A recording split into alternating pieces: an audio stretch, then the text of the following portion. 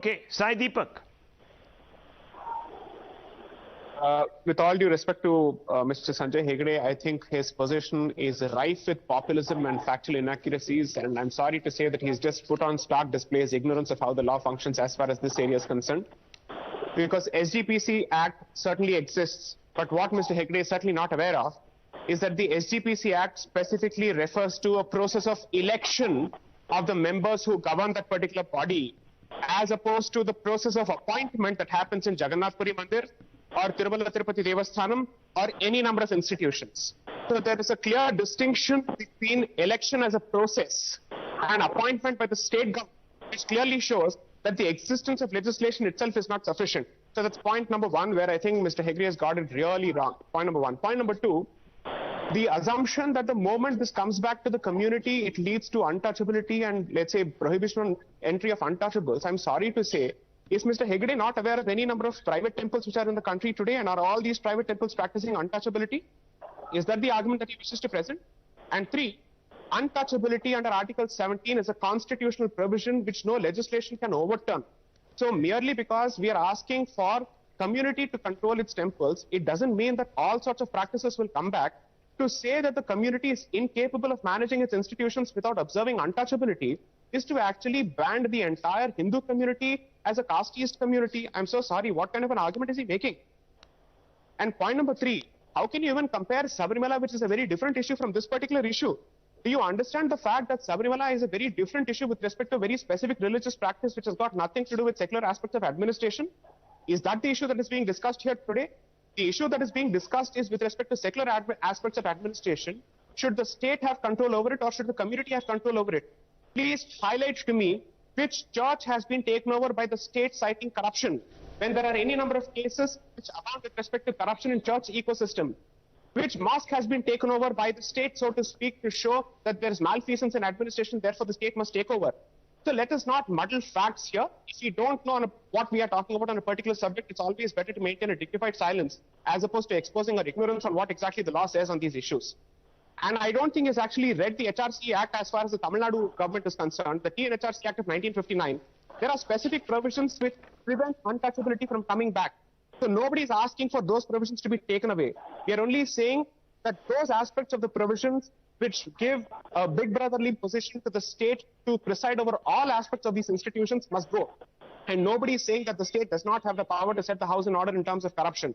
But the state cannot be a permanent tenant. Yes. The state cannot sit there for eternity. That is the limited position.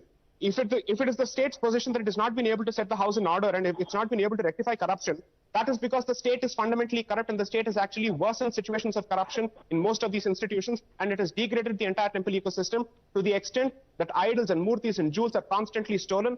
The Madras High Court actually has come out with a judgment clearly showing that state officials, HRC officials, along with state police officials, were hand in glove with smugglers of idols and jewels. This is the status of the temple ecosystem under the government administration. I'm sorry, this position really needs no rebuttal because it's not rooted in fact.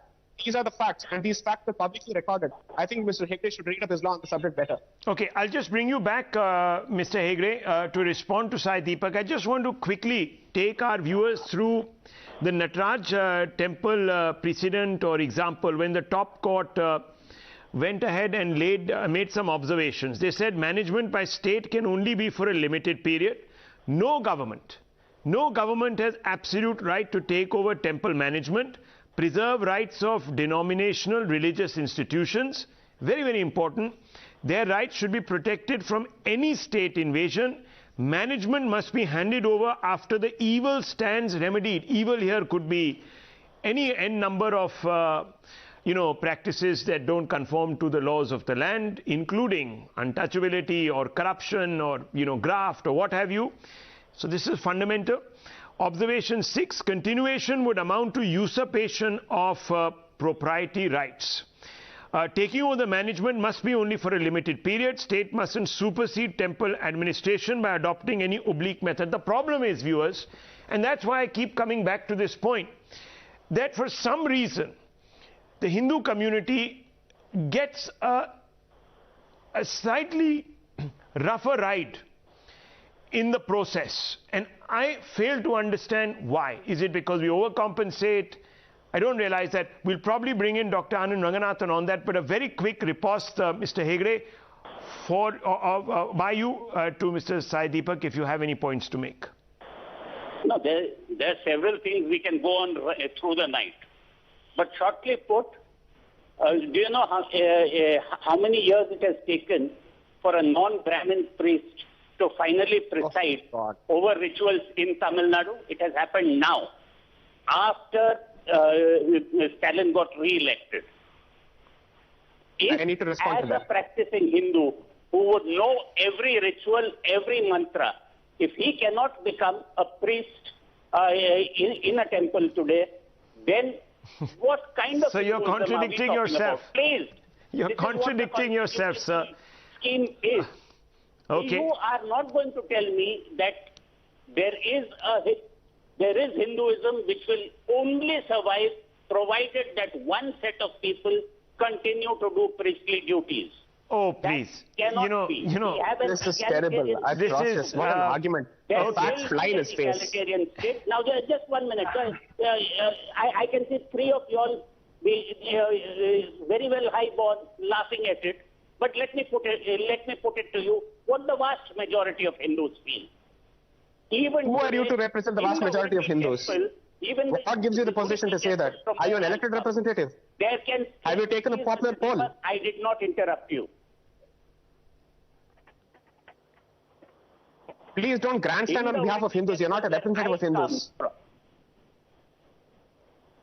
Okay, so what's the point, Mr. Hegde? What's the point you're making? In the Udupi temple where I come from, there is even today segregated dining caste-wise.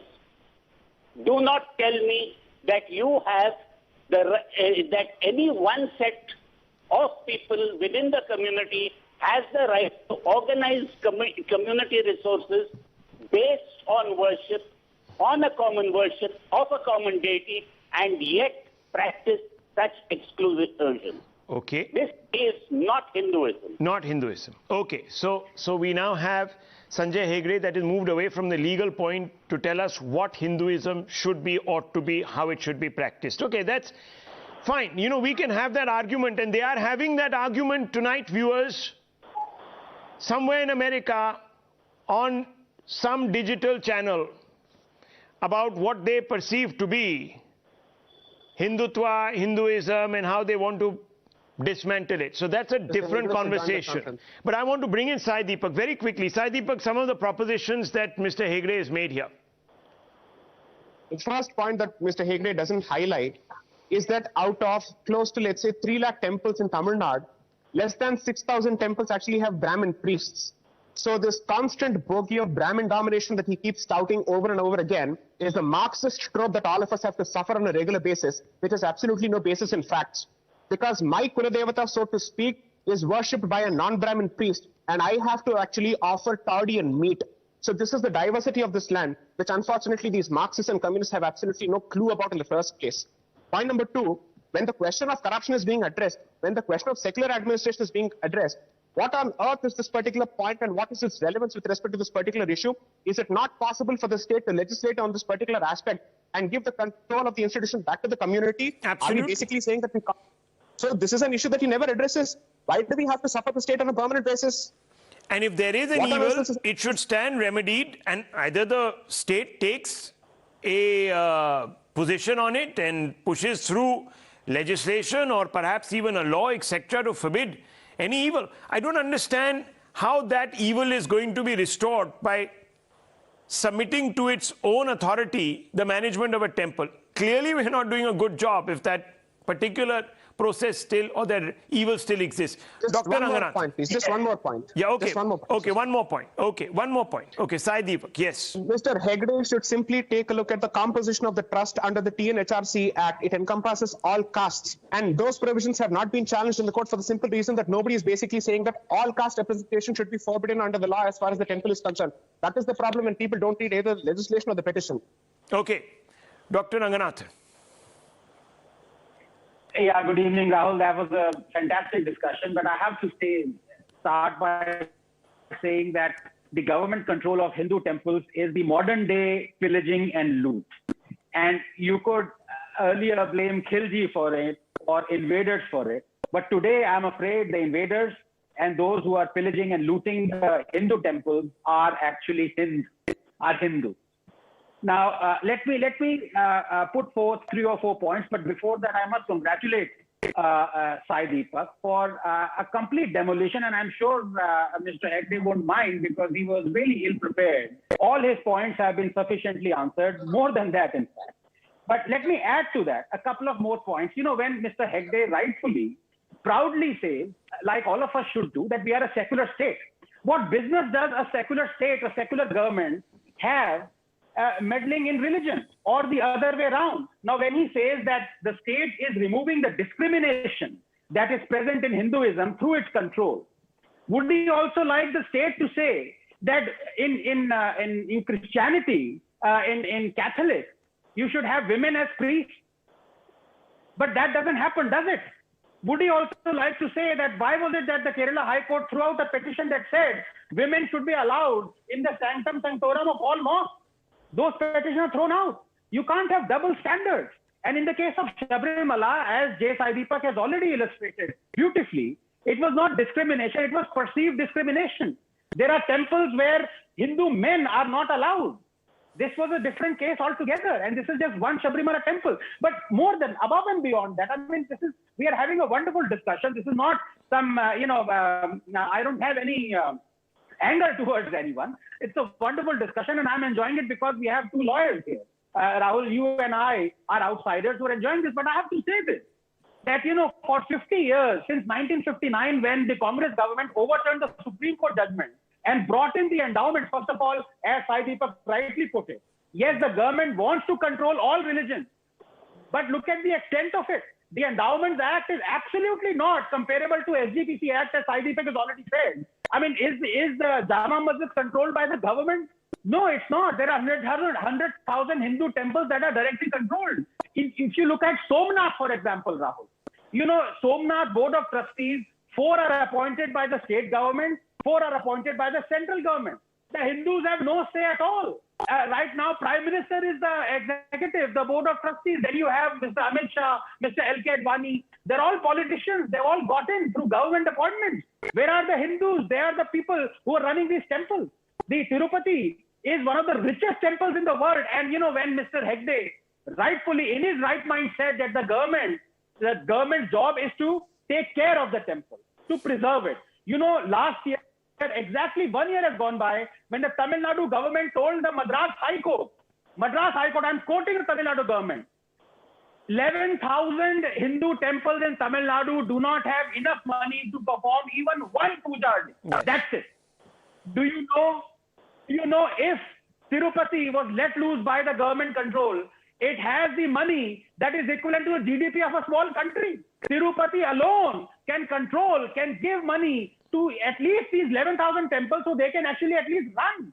The priests can be given money. So there is discrimination. Nobody is doubting it. But again, I come back to this. When the Congress could overturn a 1959 Supreme Court judgment and for 40 years it controlled the temple, okay, you can blame the Congress. But for the last 7 years, you don't have the Congress, do we? We have BJP, supposedly Hindutva vanguard, Hindu government. What is it doing? If it can overturn a SC/ST Act, the judgment by the Supreme Court, why can it not overturn a Congress overturn of a Supreme Court judgment? That would be helping the Supreme Court, isn't it? That won't be like the Congress that overturned the Shah Bano judgment of Supreme Court. This would be helping the Supreme Court. But no, BJP is controlling even more temples. We had the Uttarakhand example. We have Karnataka. We have Maharashtra. So this is a collective. This is a politician collective, Rahul. They've all decided that this is the holy cow, quote unquote. Hindus are gullible. Let us loot this. And with that money, let us now, on the other hand, put the Hindus on a guilt trip. You know, every time people talk about Hajj subsidy, which incidentally a Supreme Court judgment says should be stopped, the Muslims all immediately say, what about Kumbh Mela?